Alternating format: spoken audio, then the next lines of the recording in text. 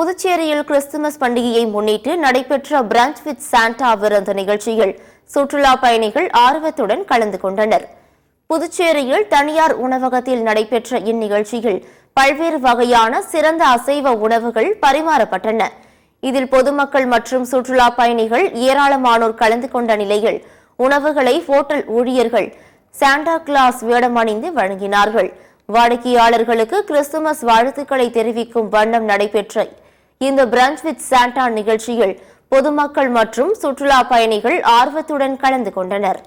வரவேற்கிற மாதிரி நம்ம சாண்டக்லா எங்கள் ஹோட்டலுக்கு பாண்டிச்சேரிக்கு வராரு. அவர் வந்துட்டு இங்கே எங்கள் ஹோட்டலில் என்ட்ரி ஆகி இங்கே இருக்கிற குழந்தைங்க எல்லாருக்கும் சாக்லேட்ஸ் கொடுக்குறாரு.